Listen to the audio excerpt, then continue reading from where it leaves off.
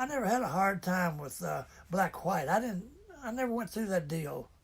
You know, they were friends of mine, and white's friends of mine, but I never did do. I never been a segregation ever, not ever. I'm not a racist. I never have been. I don't guess I believe in all that stuff, you know. But I had a lot of colored friends, still do.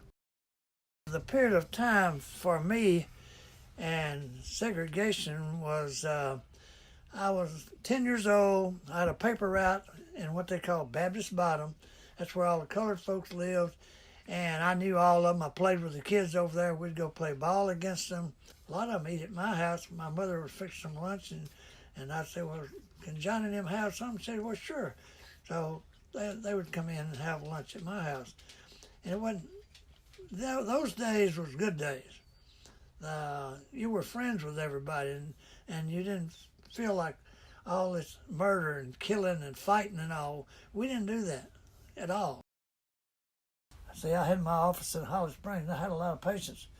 I had a lot of colored patients. I had a lot of white patients, and I owned a pool room, and I also owned a lounge, and they worked for me, and they a couple of times the police come around and put one of them in jail or two of them in jail, and I'd go get them out. So everybody liked me and knew that I would help them. One night, this big guy from Chicago come in. He's all slicked up with the hat pulled over to the side and everything, and kicks the snow off his feet inside the door there. Must be 200 people in there. And so anyway, he hollers and says, "What's wrong with the seabird?" Somebody said, "It's out of fix." And that's just the way they explain things. And I'm sitting on the floor fixing it. He takes a .38 and shoots through the top of the jukebox. And it was about, I don't know, 30 steps from where the jukebox was. And the two fellas that owned the place, they jumped out behind the bar, they grabbed him and threw him outside, and his white coat was red when they got through with him. They said, "You killed Doc, man, I'll kill you." This is true. They love me. I mean, I did them. I cared about them. When he was killed, and we all talked about it and everything, but we didn't understand it, why that somebody killed him. And then we watched all the news and all that kind of stuff, you know, and everybody knows all about that stuff. But in Holly Springs, well, the colored folks didn't jump up and down and raise up on their heels and everything, but they were sad because of it. We were too, you know.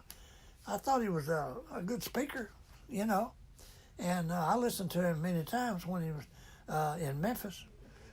And in fact, the day he was shot, I was on my way to Memphis, and I turned around and came back. If it was going to have some problems up there, I didn't want to be in it, you know, and I had enough problems of my own without trying to create some more, you know.